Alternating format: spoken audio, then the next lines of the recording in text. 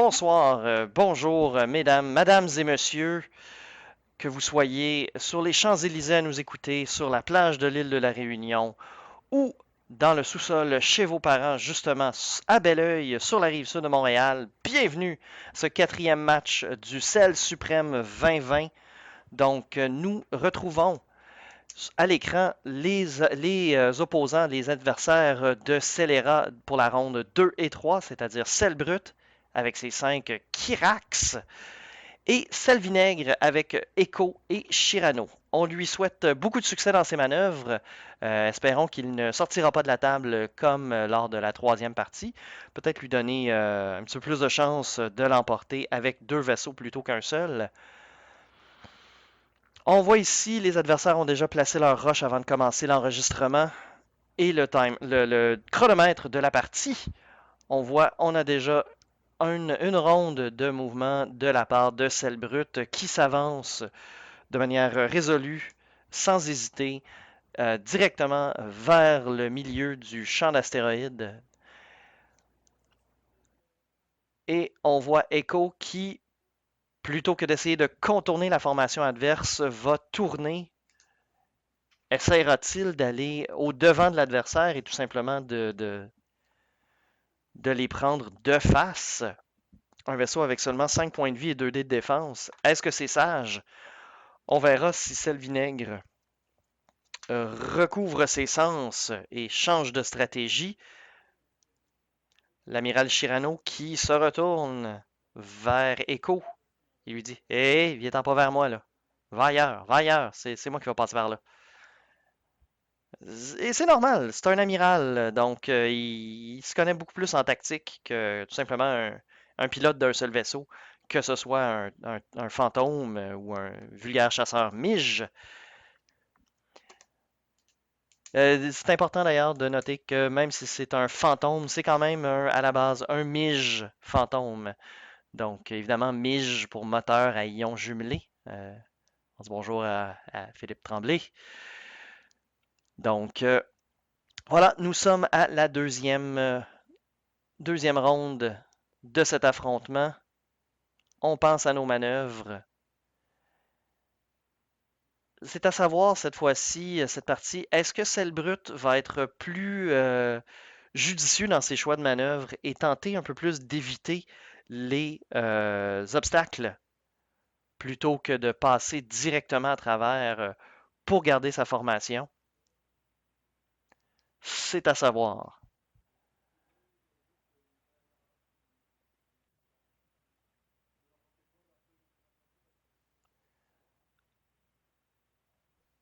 On y va.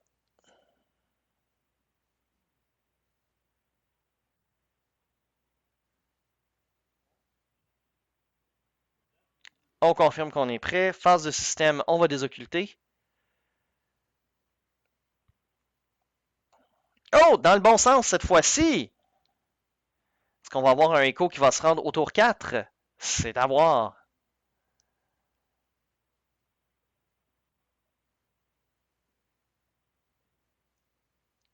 Et voilà, les Kirax. Oh, quand même, tout droit à 4. Donc, leur manœuvre la plus rapide.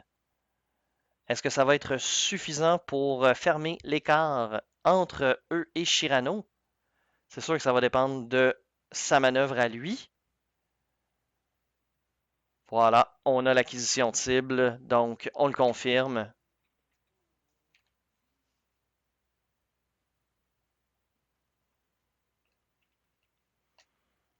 Et là, évidemment, les trois vaisseaux d'en avant, vu que lui c'était le plus en arrière, vont avoir leur action, enfin, vont pouvoir prendre une acquisition de cible s'ils le désirent.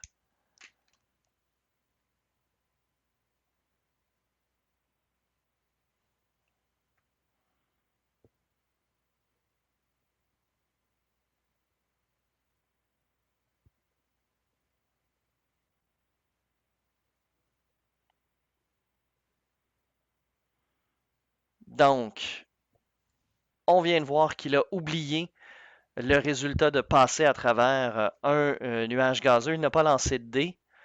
Euh, on vous le rappelle, maintenant, depuis la mi-janvier, lorsque vous passez toucher à travers un nuage gazeux, vous devez lancer un dé et si le résultat est un œil ou un dégât, vous devez vous assigner un jeton de strain, un jeton d'égouttage. Je crois que c'est ça la traduction officielle. Donc, comme ça, les pattes de votre pilote dans son cockpit sont bien égouttées. Il n'y aura pas trop d'eau, donc, lorsqu'il mettra sa sauce spaghetti pour son lunch. Donc, c'est ça. Pas d'action, donc ça veut dire qu'on a activé les senseurs passifs pour Echo. Shirano qui va s'avancer. Là, c'est fâcheux parce qu'il a la moitié de la formation d'un côté de sa base et l'autre moitié de la formation. Comment choisir le bon jeton de renforcement? Ouais, c'est ce qu'on entend. En train de discuter à la table en ce moment.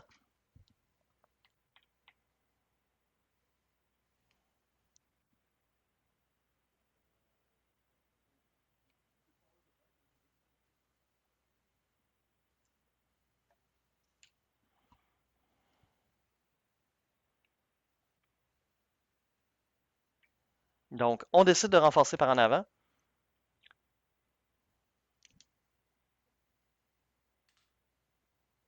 On essaie d'activer loup solitaire.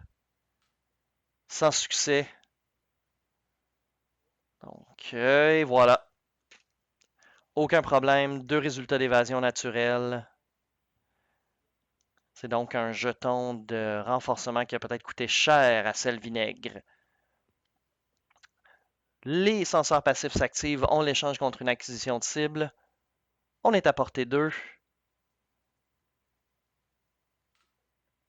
On va relancer. Oh! Donc, avec le point de force du cinquième frère, ça nous fait 3 résultats critiques. Et Juke pour pouvoir enlever un résultat d'évasion. Même pas nécessaire. Quels seront les dégâts critiques? J'écoute.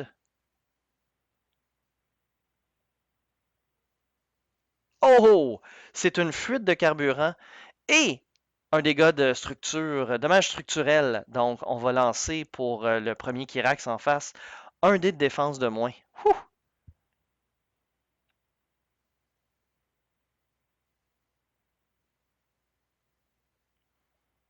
Donc, le dernier Kirax en arrière ne se rend pas.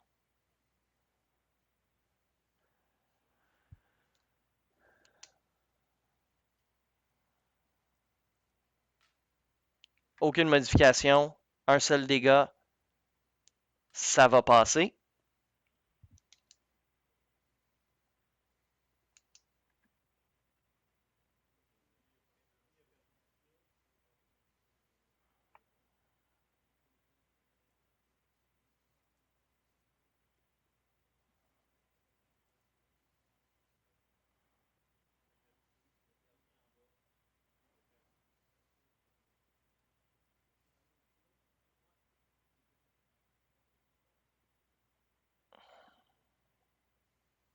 On est en train d'expliquer à une tierce partie comment se servir des statistiques à l'écran. Donc, on s'excuse pour ce petit retard.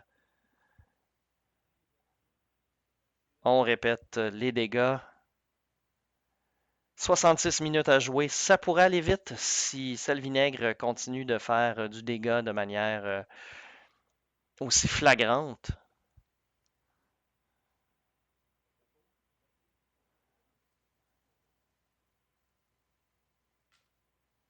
On utilise l'acquisition de cible. Un résultat d'évasion. Ça va donc être un seul bouclier de dégâts. Et le troisième, Kirax, qui est en portée. On utilise l'acquisition de cible. 3 dégâts. Un d'évasion, donc seulement 2. L'amiral Shirano s'en sort encore avec un bouclier avant de pouvoir tomber dans la coque.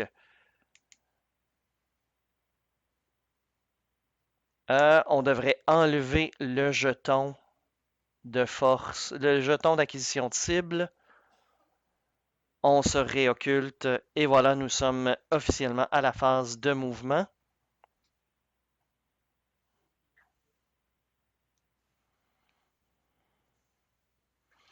Donc, ça aurait été un vaisseau encore plus endommagé probablement qui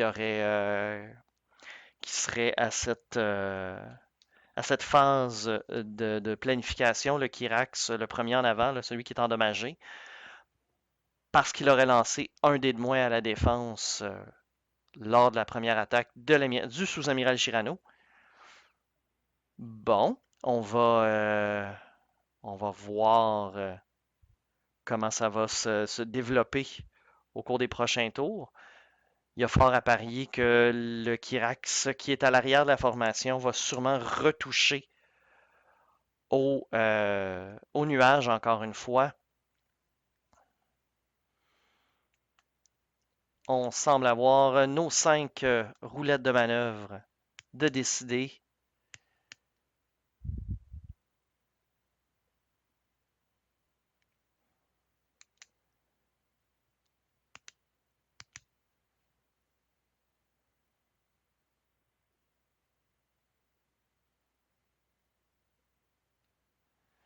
Donc, pour la désoccultation de Echo, c'est sûr que s'il essaie de faire ça vers la gauche en tournant vers l'intérieur, il va se ramasser directement devant la roche, risquer de perdre son système d'occultation secondaire, son amélioration du stealth device n'est probablement pas la meilleure solution.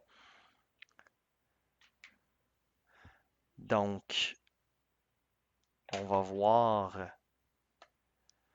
Ce serait probablement vers l'arrière, s'il va vers la gauche, et après ça, un très large virage vers la gauche, vers la droite, comme un virage à 3, virage serré. Sinon, il peut essayer tout simplement un virage, une désoccultation vers sa droite, vers l'intérieur, et après ça, un tout petit virage pour se retourner. On se désocculte. Ah, il semble se poser la question lui-même. On y va vers l'avant. Donc, il ne pourra pas continuer à aller vers l'avant. C'est trop serré. Les Kirax vont se déplacer.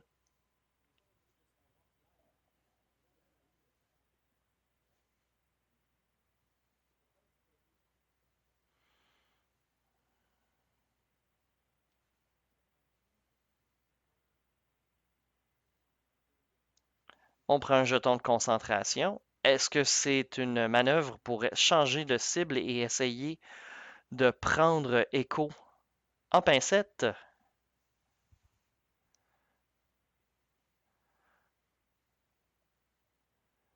L'avantage de pouvoir se déplacer avant tout le monde, évidemment, c'est qu'on a souvent, si on ne fait pas de collision, nos actions. C'est donc très intéressant pour celle brute à cause du nombre de dés rouges qu'il peut lancer, d'arcs qu'il peut amener pour couvrir le territoire où l'adversaire pourrait se trouver.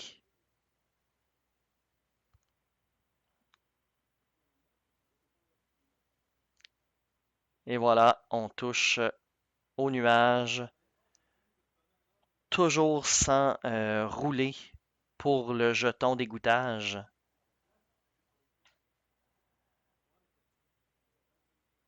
On va enlever le Kirax.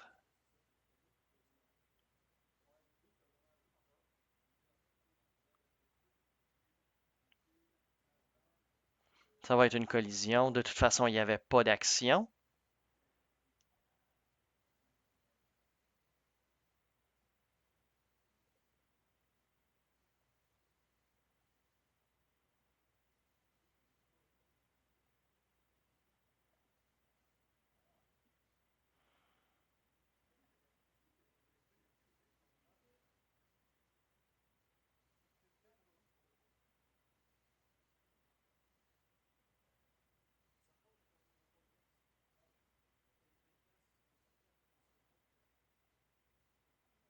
Et voilà. Donc, le vaisseau qu'on avait avancé n'entrait pas, il n'y avait pas d'espace suffisant, donc on a dû le reculer jusque sur le nuage, ce qui va donc le forcer à repasser encore une fois sur le nuage. Est-ce que c'est un virage Koyograne?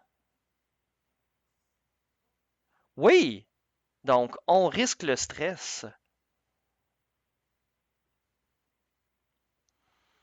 Donc, ça va être essentiellement un tour d'action perdu pour Echo au prochain tour si elle doit se débarrasser de son stress.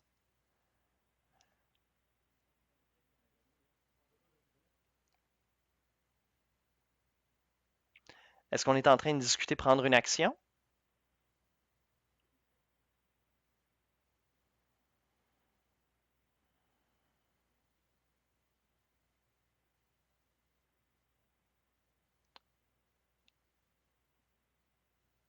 On fait une action malgré un virage Koyograne. OK. C'est intéressant comme match. Donc, on semble avoir plusieurs erreurs commises par les deux joueurs.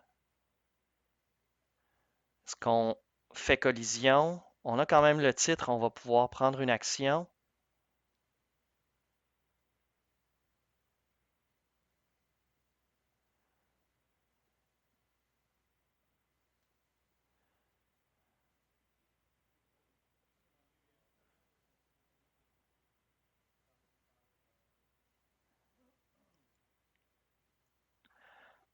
OK, on prend le jeton de renfort, c'est ce qui va probablement lui donner le plus de bonus à la défense. Malheureusement, celui qui est sur le côté semble être directement sur la ligne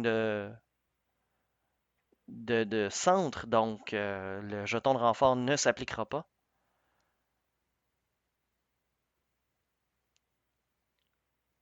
On utilise Dark Vador.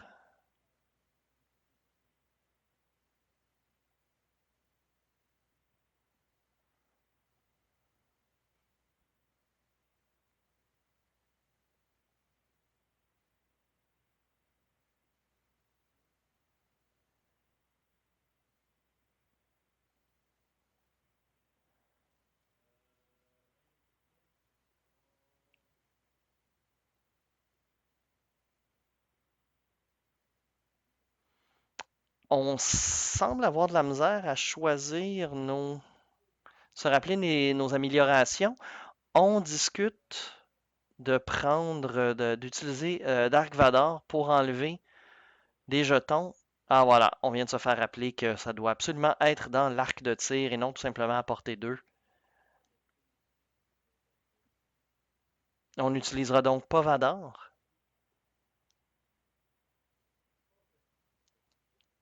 On utilise triple zéro pour un jeton de calcul. On utilise le jeton de force. On a donc pris un dégât. OK. On a gardé le jeton de concentration.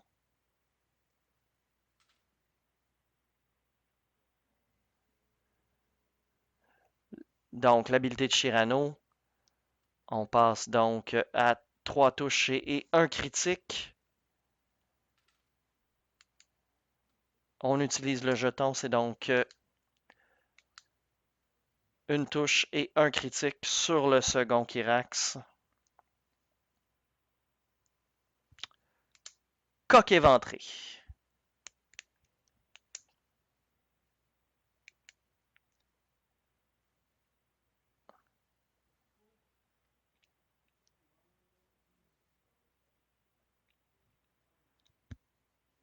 Hmm.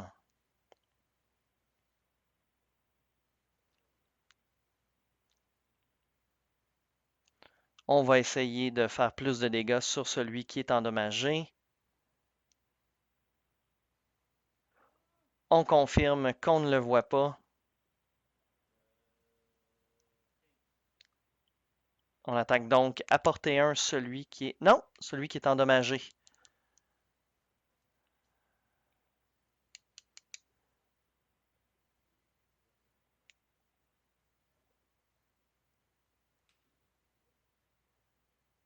On était donc à portée 3.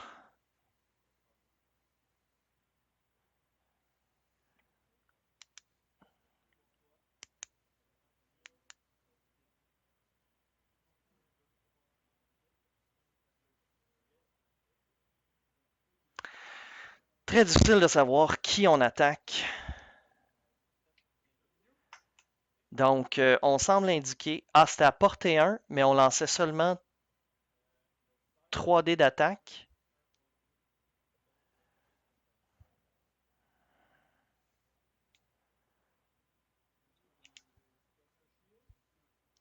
Donc, un bouclier de perdu.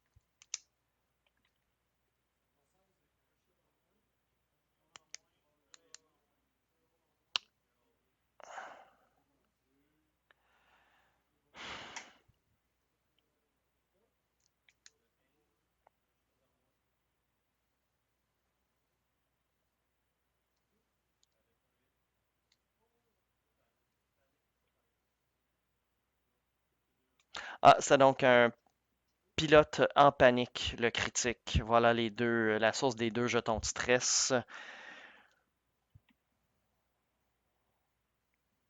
OK. Je pense qu'il va falloir avoir une petite conversation avec Monsieur Caporelli après la partie et Monsieur Gaudreau, parce qu'on semble avoir plusieurs règles qu'on ne maîtrise pas ou qu'on oublie.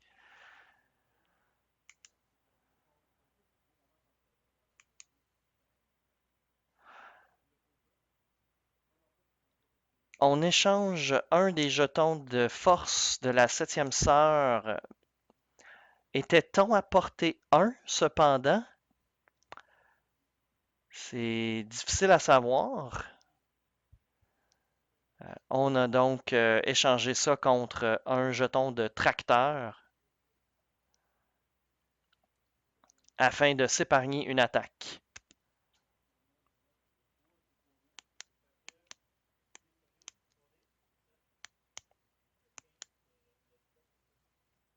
Donc, deux touches. Donc, un seul dégât grâce à renforcement. C'était le dernier bouclier. Donc, on y va, là. Les attaques qui vont faire mal. Oh, une touche. Elle va passer puisque le jeton de renforcement ne permet pas de se défendre de ça. Et notre dernier ici, le quatrième dé, on utilise donc, on confirme que le jeton de renfort ne fonctionnait pas parce qu'on était sur la ligne de milieu. C'est une arme endommagée sur Shirano. Il est donc officiellement à moitié de point.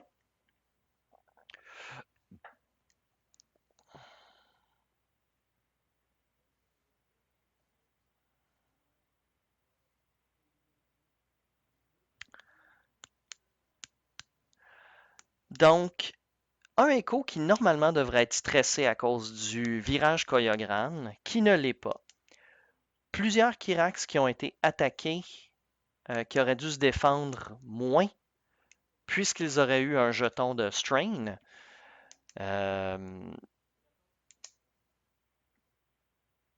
C'était difficile à savoir si on était à portée 1 ou non. On n'a pas vu si ça a été mesuré ou pas pour la septième sœur.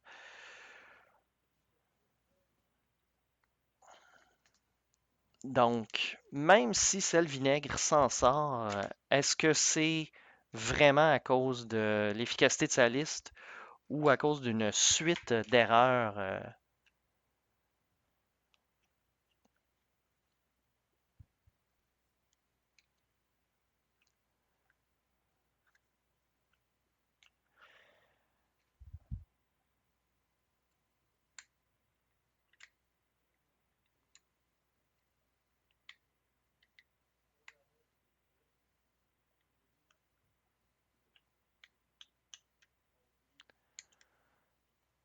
Donc, on est avec plusieurs Kirax endommagés, mais la liste reste quand même entière. quelqu'un a manipulé les dégâts critiques sur celle brute. Ils semblent être disparus de votre écran, mais ils sont encore là, je vous rassure.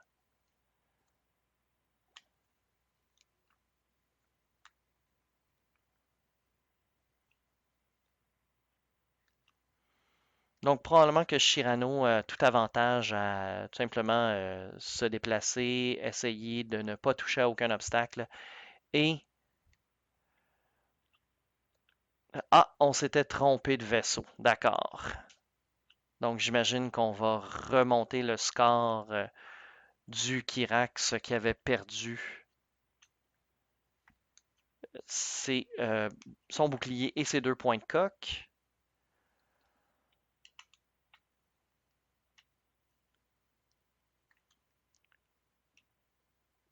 Très difficile à suivre comme match. Je dois vous avouer là, que de commenter quelque chose comme ça en différé, pas facile.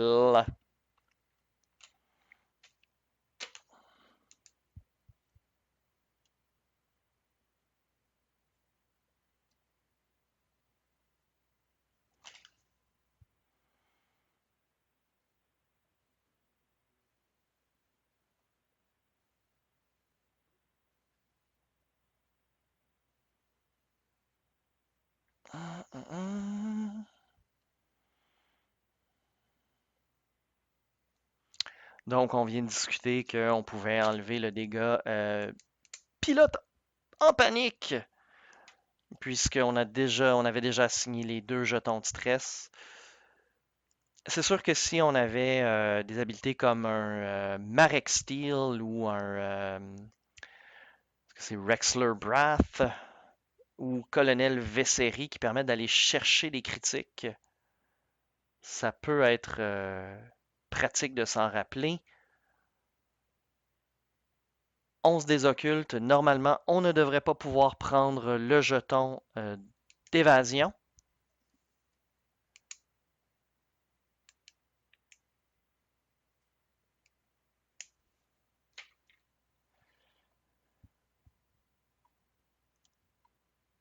On largue une bombe, pourquoi pas?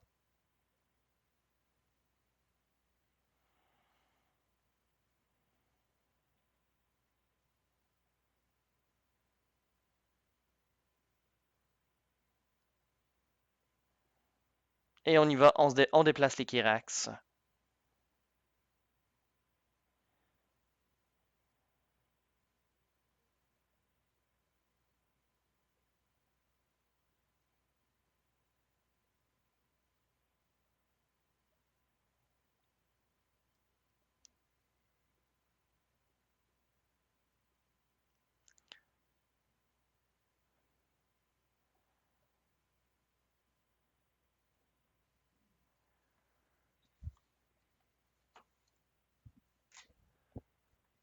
Donc, on a fait un virage Koyogran, un petit déplacement.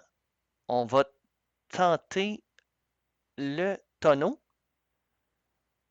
probablement pour essayer de bloquer le chemin à notre adversaire.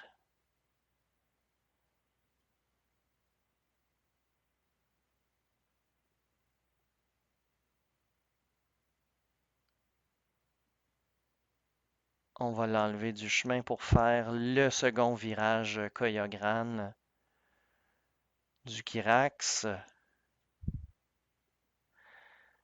Alors là, ça va être très important pour Vinaigre de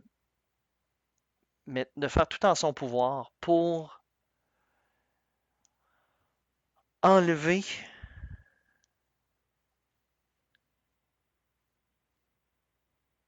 la, la, la, la, la, la menace, enlever la menace de d'autant d'armes sur un amiral Chirano qui là commence donc à se demander ce que son équipage euh, fait pour colmater toutes ces brèches-là. Ça lui prendrait des ingénieurs de la Starfleet, mais malheureusement, on est dans la mauvaise franchise.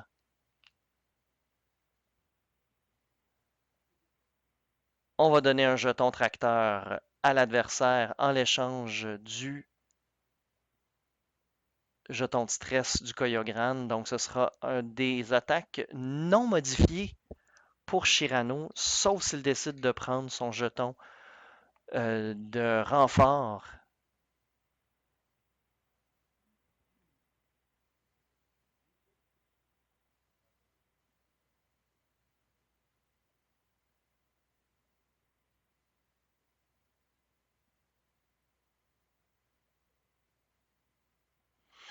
Ah, on vient de se rappeler qu'on avait fait le tonneau du jeton tracteur dans la mauvaise direction.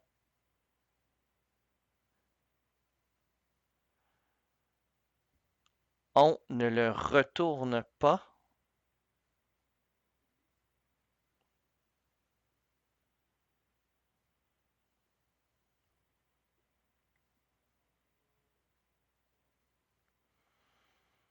Est-ce que c'est parce qu'on ignore les règles ou tout simplement que, bon, je crois que l'option de se retourner lorsqu'on se fait déplacer par un jeton tracteur reste optionnelle, car je crois qu'il faut l'échanger contre un stress, donc peut-être pas idéal.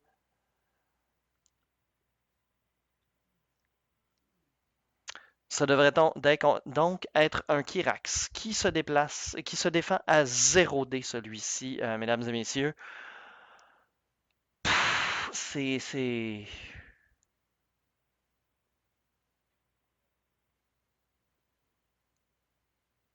Donc on reste à l'extérieur de la portée de la bombe, très important.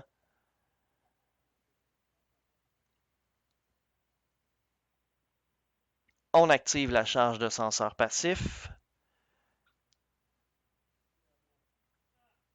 On déplace Shirano. Ce n'était pas suffisant. Donc,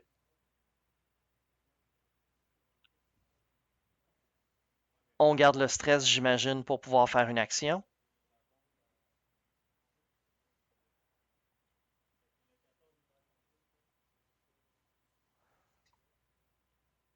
OK.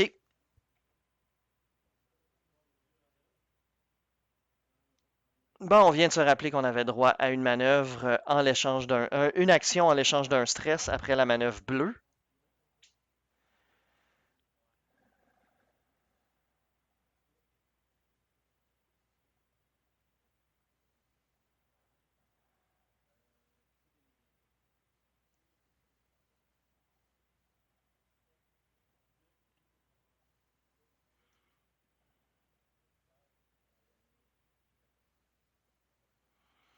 On est en train de se demander qui est endommagé ou pas. C'est quand même pratique, les gars, de mettre le jeton de dégâts critiques à côté d'un vaisseau qui en a.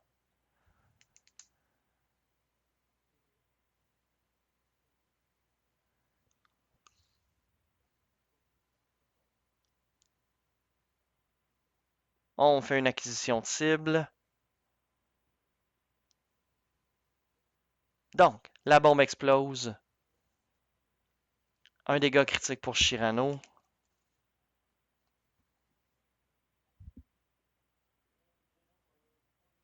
OK, donc on va être ionisé dans 3 tours. On a déjà mis le premier parce que pourquoi pas.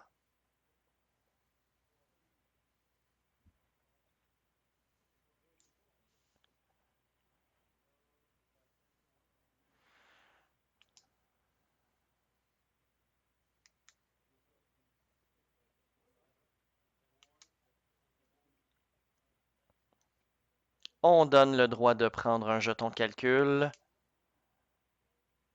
On se rappelle qu'on a une arme endommagée, donc seulement 2 dés d'attaque. On prend l'acquisition de cible. Donc 2 touches sur un Kirax à qui il reste 3 points de vie, donc aucune chance de l'achever.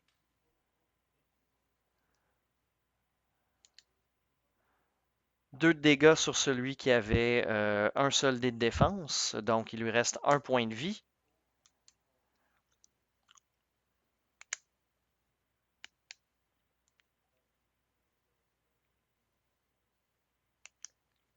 Echo attaque. Oh. On utilise l'acquisition de cible.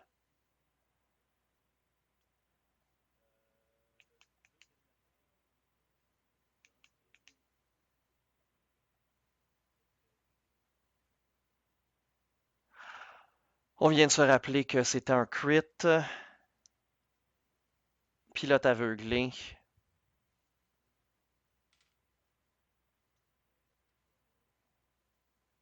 On utilise le point de force.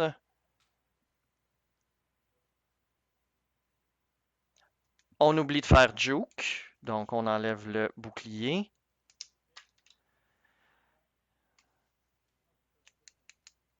Ça aurait été une touche et un critique. Malheureusement, c'est juste un bouclier de perdu. 2 dégâts dans Shirano.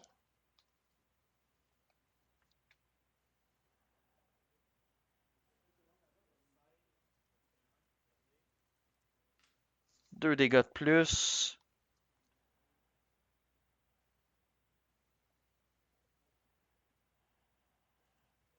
Et la dernière attaque.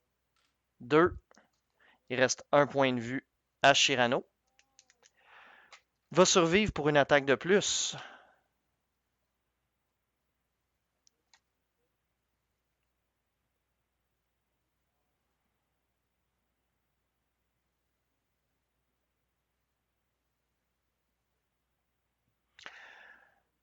Quel tour bizarre, mesdames et messieurs. Je m'excuse si j'ai de la misère. Très difficile à suivre comme partie. On pointe peu les vaisseaux qui attaquent pour votre cher commentateur. Et c'est difficile de pouvoir tirer une conclusion quelconque de ce match.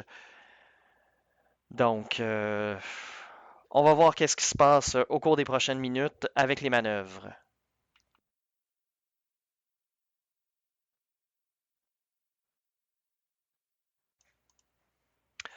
Donc, ça va être très difficile là, pour moi, je vous dirais, de prévoir quelle est l'issue de ce match. C'est sûr qu'avec Celle Brute, avec plusieurs vaisseaux qui sont endommagés de la sorte, on va difficilement pouvoir, si on ne peut pas capitaliser avec plusieurs arcs sur une écho en pleine capacité de ses moyens, hein, elle n'est pas endommagée, elle peut facilement se repositionner. Si elle avait en plus une post-combustion plutôt que le système d'occultation supplémentaire, ça serait fantastique pour sa part, mais bon, c'est pas le cas.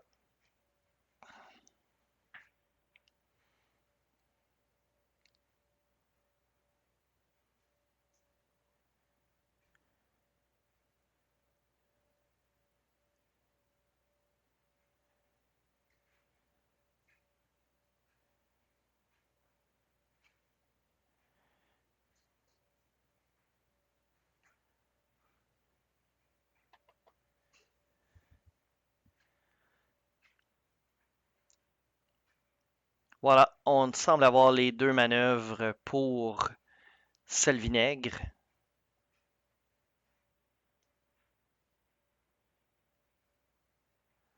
Ça a donc été un tir très éparse de la part de Shirano et de Echo. Donc, on a encore 5 vaisseaux sur la table. En plus de donner beaucoup d'attaques contre Shirano, ce qui fait qu'il est à un seul point de vie, ça nous donne aussi un champ de bataille très, très engorgé. Donc, peu de manœuvres faciles à accomplir.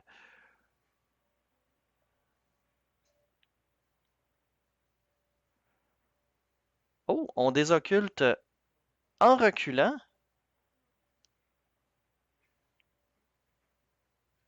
D'accord.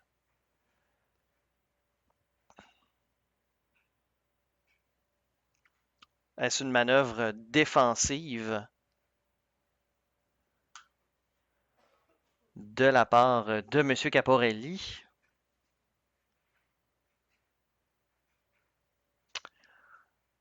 Si on avait les deux jetons de strain, les jetons d'égouttage, on aurait encore un vaisseau à 0 dé de défense en ce moment. Il serait pas stressé, il pourrait continuer de prendre ses actions, mais là, il pourrait pas s'en servir pour la défense. Et c'est ça qui fait que Celle Brute s'accroche encore beaucoup euh, à son avance. En fait, je dis son avance. Il y a seulement 62 points de fait, mais ceci dit, il est à voilà, quelques secondes, peut-être minutes, au rythme où la partie va, avant d'avoir au complet les 123 points de Shirano, ce qui est quand même fort intéressant, ce qui va être difficile un peu peut-être pour Sel Vinaigre à remonter s'il ne maximise pas ses attaques contre son adversaire.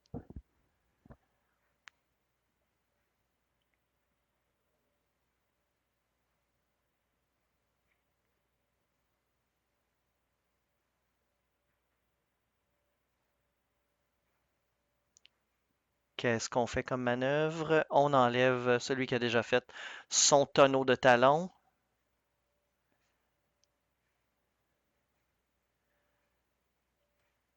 Un peu plus de 33 minutes à jouer.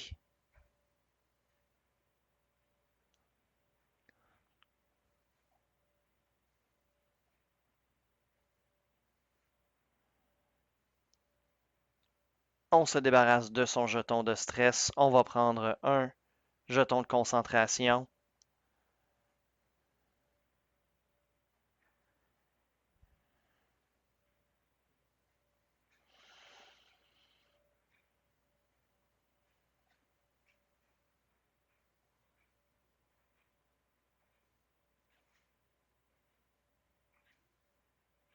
Un virage serré. Je crois que ça ne passe pas. Donc on va venir...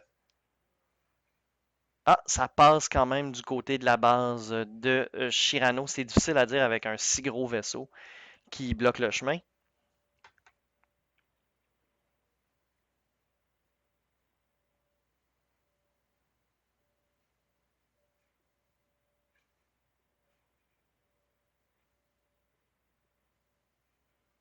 Et le dernier, Kirax finalement.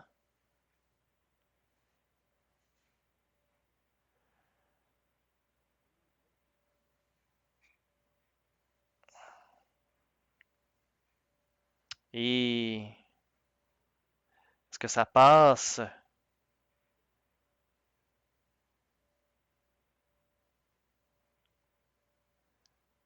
De peine et de misère.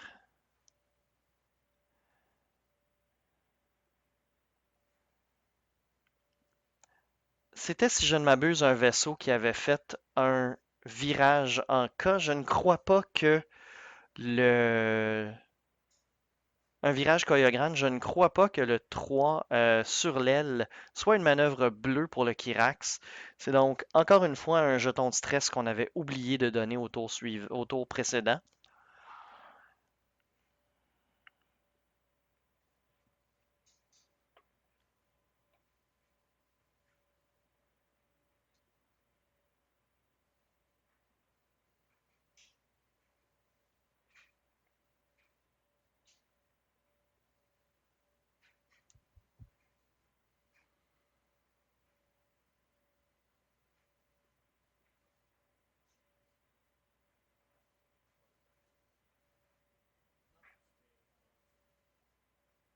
Petite secousse sismique à bel oeil, on s'excuse. On pense à notre action. On va faire un tonneau pour avoir une cible.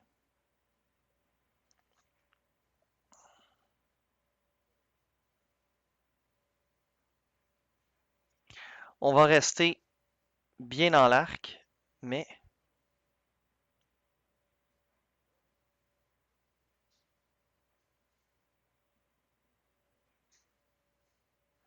on va regarder si Shirano, si sa base peut entrer entre les deux. Kirax. Ça aurait peut-être été avantageux de rester sur place.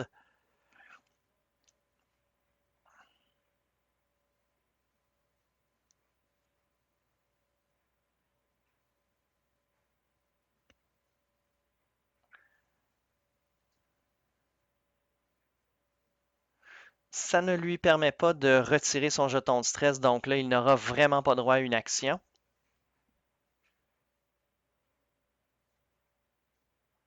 On va quand même pouvoir utiliser triple zéro.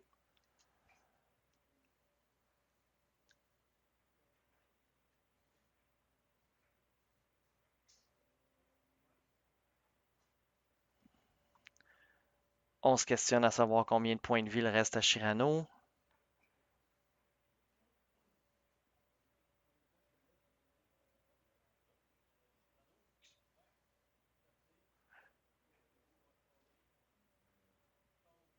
On n'utilise pas triple zéro. Je m'excuse. C'est un soupir. Pour avoir joué un décimateur avec plusieurs améliorations dessus, le pire c'est que je comprends. C'est pas nécessairement facile, surtout si on ne joue pas la même liste à toutes les semaines.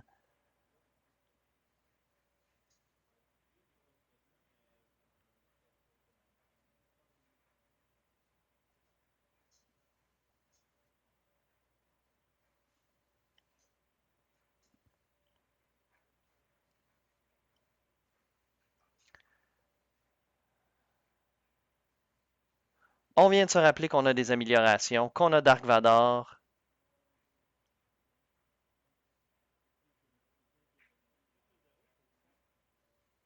On vient de se rappeler triple zéro. Une chance que M. Capot a son adversaire qui joue extrêmement fair play.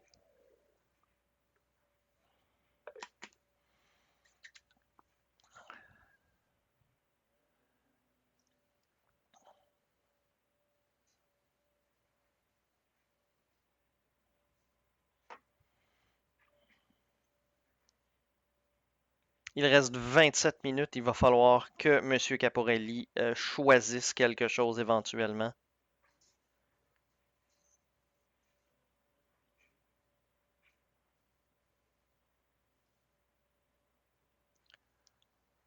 On décide donc de prendre un stress plutôt que de laisser le jeton de calcul à Shirano.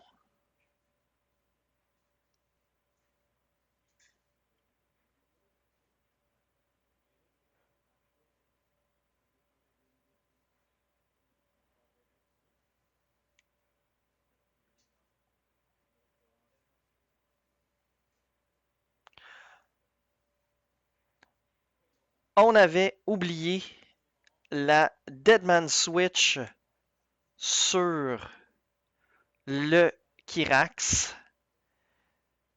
C'est donc un Shirano qui n'attaquera pas.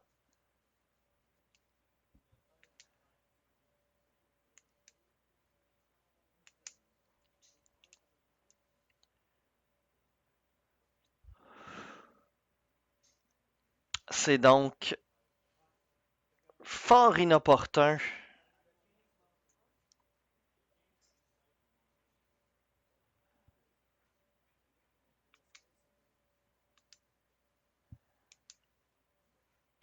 Donc, c'est maintenant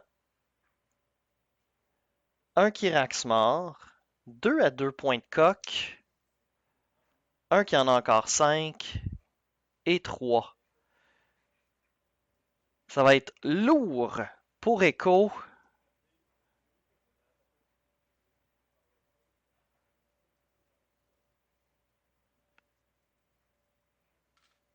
Oh, ça va être touche et critique. Est-ce qu'on va se rappeler qu'on a Juke?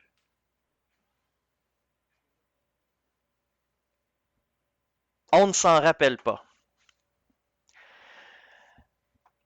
Incroyable.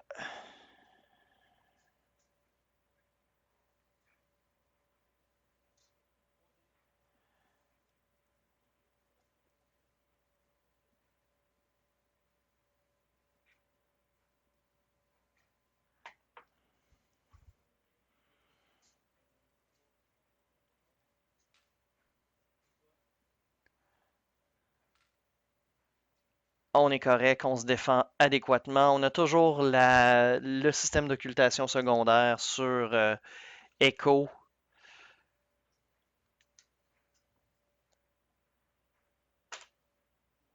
Donc, la seule chose qui sauve encore Echo, un seul résultat de dégâts.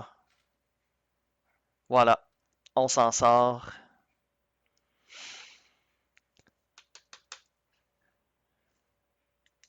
Donc, Echo a beaucoup, beaucoup de travail à accomplir. S'il est chanceux, il va pouvoir activer ses senseurs passifs et prendre un jeton d'acquisition de cible, quitte à éliminer le seul vaisseau qui a ou un des deux vaisseaux qui va avoir la possibilité de l'attaquer. Ça va être beaucoup de travail à accomplir pour Echo. Cependant, une seule roulette de manœuvre à placer pour sel vinaigre, donc un tour beaucoup plus rapide. Une de moins pour sel brut.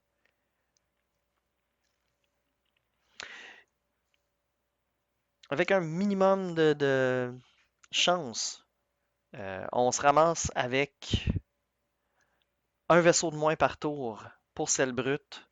Donc, je dirais que c'est deux, trois tours difficiles à passer pour Echo. Puis après ça, ben, on va avoir une fin de match parfaite pour elle, puisque on va tout simplement pouvoir esquiver les arcs.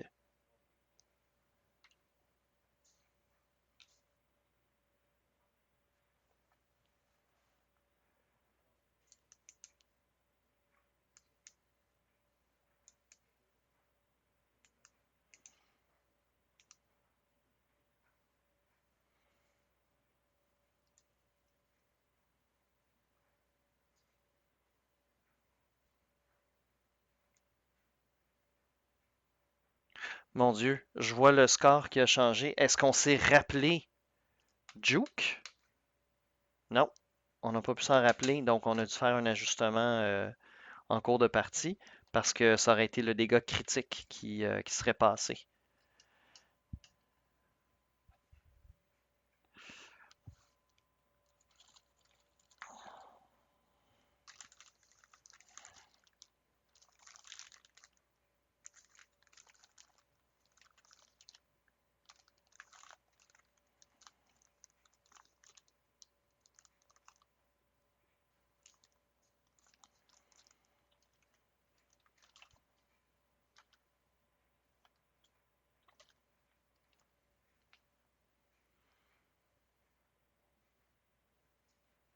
On désocculte.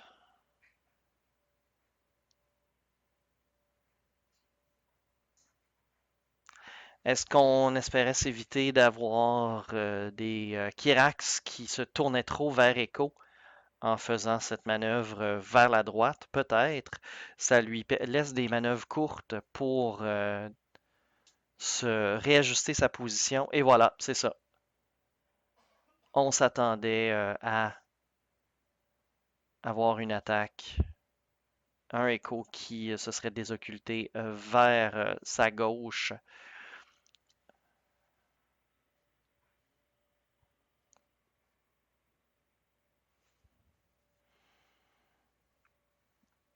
On répare, j'ai cru entendre la coque éventrée.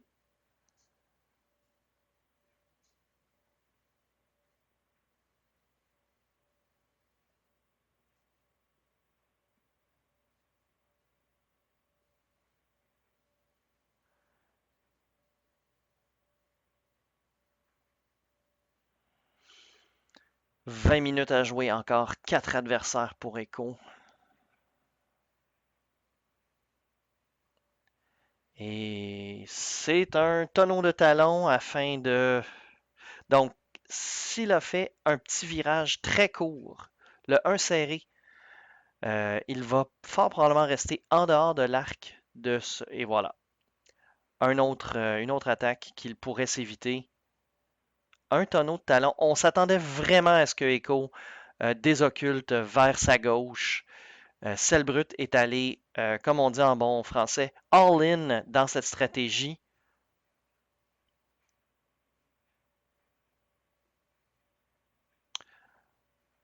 Donc, ça va être seulement 2 attaques, dont une obstruée par un nuage de gaz. Euh, S'il fait un tonneau maintenant, félicitations. Là, je pense qu'on est définitivement en dehors de son adversaire.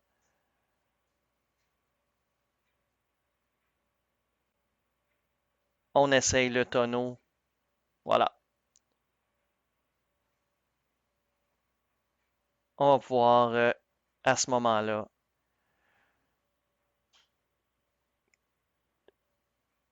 Voilà, on a une seule attaque contre soi. Je crois qu'elle est obstruée. Une excellente position. On ne voit pas le quatrième dé. On va utiliser le cinquième frère. Ah, c'était un dé inutile. Aucun résultat de défense.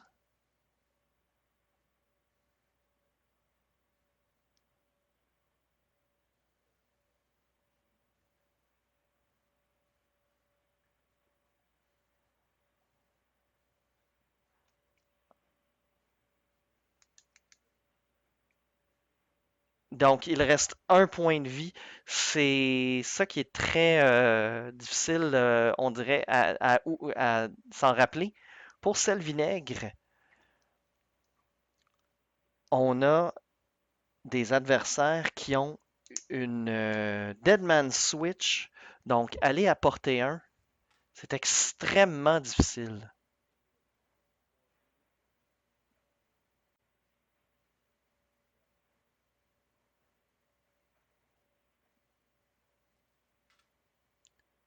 Voilà, on se rappelle au moins le nuage de gaz qui nous protège.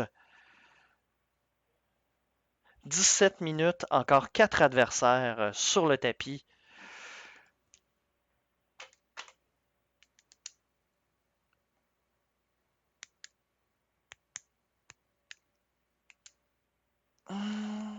Donc on est à 120 sur 123, c'est donc une partie extrêmement serrée.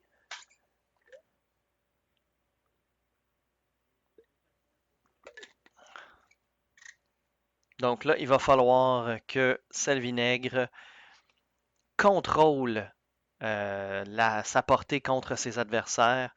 Je pense qu'une désoccultation, encore une fois vers sa droite, va être probablement la meilleure position pour se protéger de tous ses adversaires, sauf un qu'elle pourra ensuite éliminer.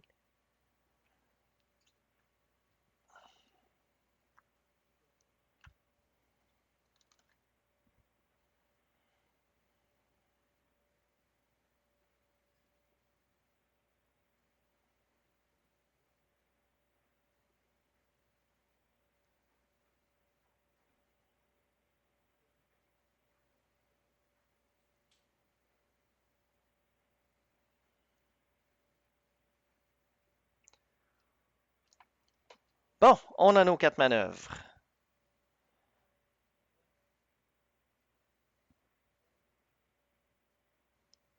On désocculte. Oh, on y va vers la gauche? Non, c'est ça, vers la droite. Avec un maximum de distance avec l'adversaire. C'est donc le tour des Kirax.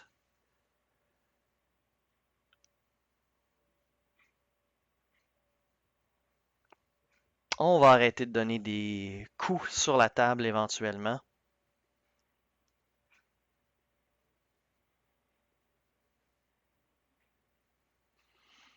Est-ce que ça passe? Oui, tout juste.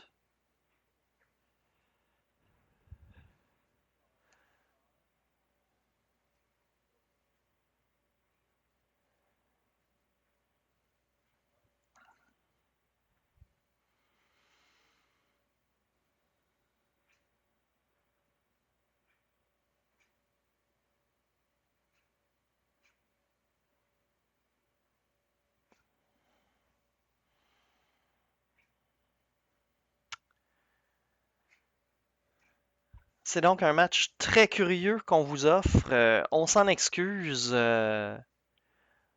On va demander à ce que les règles soient appliquées de manière beaucoup plus constante lors des prochaines parties.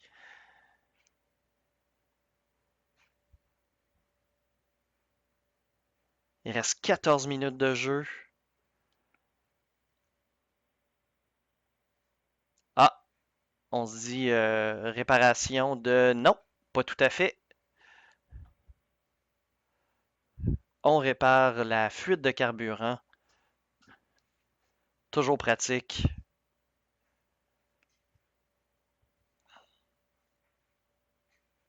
Un petit virage serré.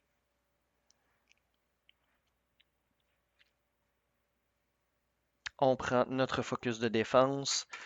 Surtout contre un adversaire qui, des fois, peut-être, parfois, se rappelle qu'il a juke. Ça peut être pratique. Est-ce qu'on va se rappeler d'ajouter le strain? Je vous mettrai un petit 5$ là-dessus que non. On garde le jeton de stress.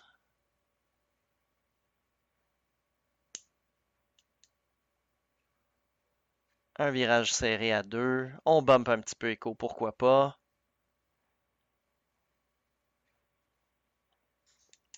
On fait les senseurs passifs. Le stress. On enlève le stress à bras. Là, on le remet, d'accord.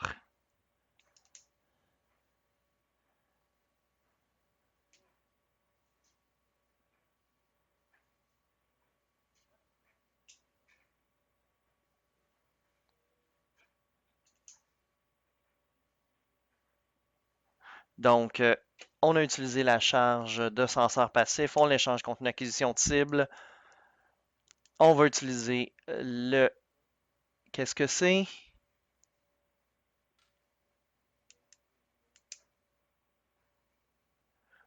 On oublie Juke! C'était suffisant pour tuer son adversaire cependant.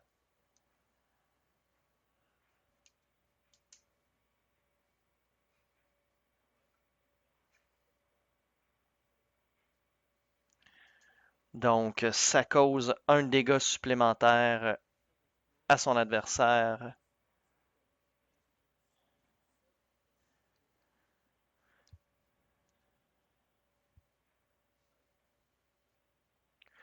Donc,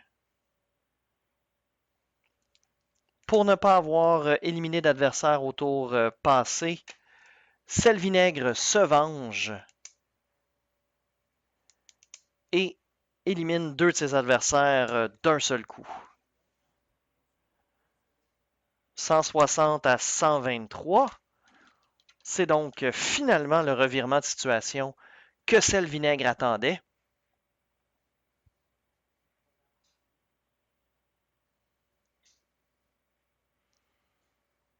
Ça semble donc presque improbable que Sel Brut s'en sorte.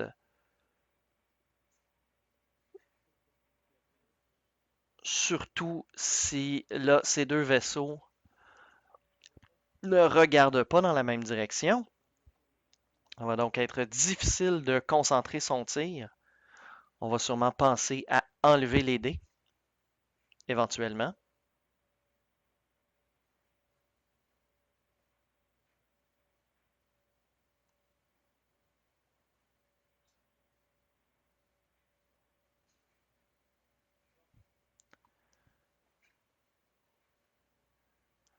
On désocculte.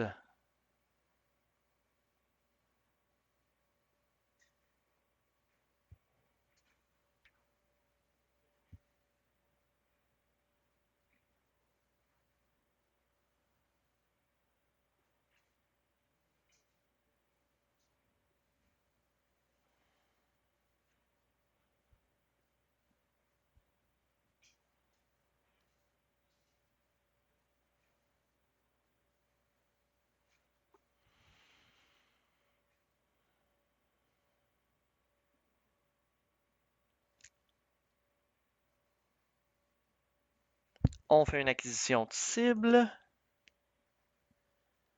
Un petit virage serré, ça sera sûrement pas assez pour avoir son adversaire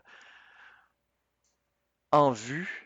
S'il fait un tonneau pour essayer d'améliorer sa situation, il aura au pire ou au mieux une attaque non modifiée. Voilà, c'est ça, il fait son tonneau. C'est le genre d'adversaire que Echo veut avoir.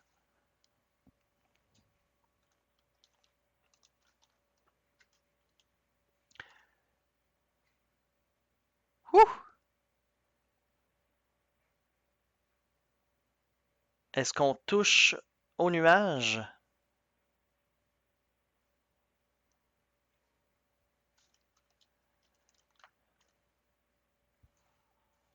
Donc là, c'est curieux parce que s'il ne fait pas un tonneau et qu'il élimine son adversaire, merci, on enlève enfin les dés. Ah, on a touché au nuage.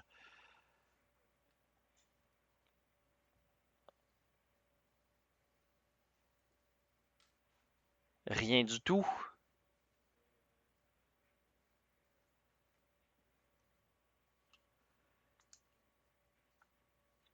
Donc,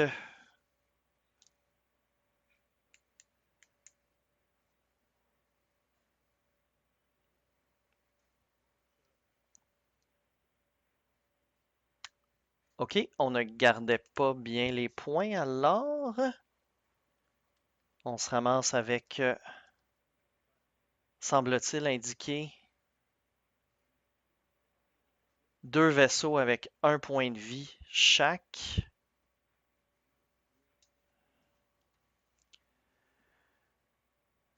C'est pas du X-Wing compétitif, c'est du free jazz, mesdames et messieurs.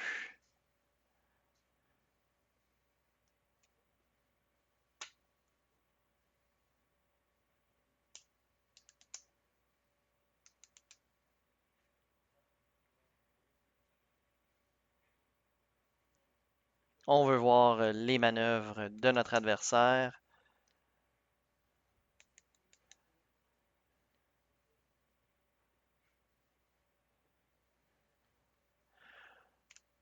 Donc,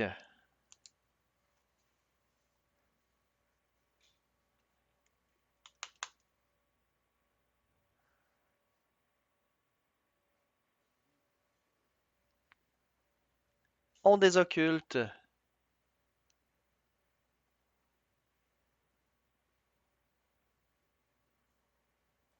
le plus vers l'avant possible. C'est un petit virage sur l'aile à gauche. Les Kirax. On va pouvoir retirer un de nos jetons de stress avec cette manœuvre. L'autre jeton reste en plein milieu du terrain, ne suit pas son vaisseau. Un tonneau de talon vers l'avant, donc un jeton de stress. Echo prend en chasse son adversaire. Tout avantage à attaquer le Kirax qui le regarde.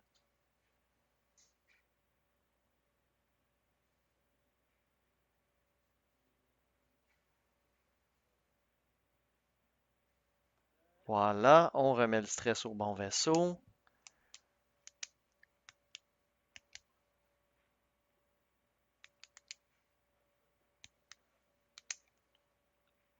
On utilise les senseurs passifs, on prend l'acquisition de cible.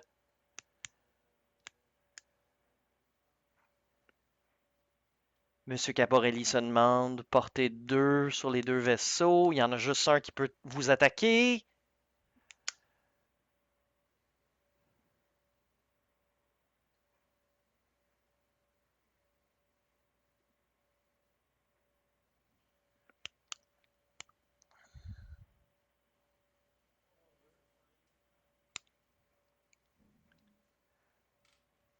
C'est donc au moins une touche et un critique.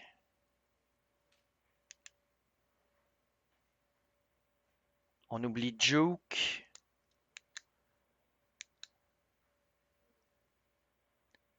C'est donc Un autre Kirax mort.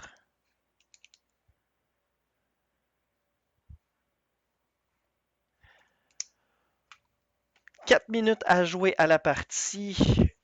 Si Selbrut veut avoir une chance de pouvoir éventuellement se retourner, il doit faire une manœuvre bleue, ce qui télégraphie sa position à son adversaire.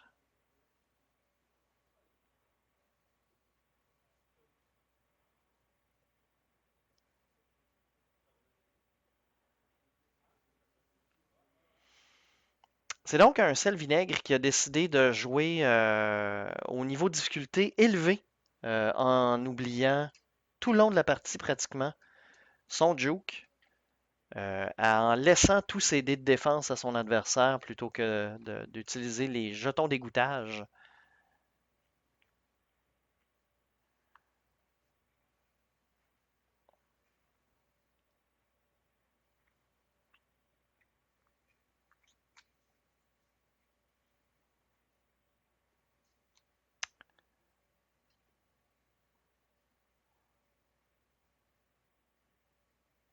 On va donc passer sur le nuage. Pas d'action, mais quand même, pas de jetons de strain parce que on joue pas comme ça sur la rive sud.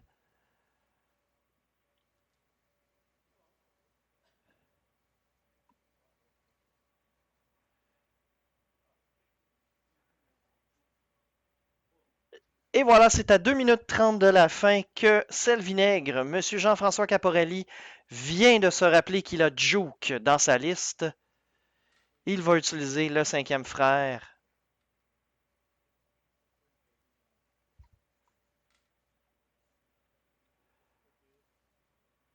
Un dernier critique, c'est tout ce dont il avait besoin.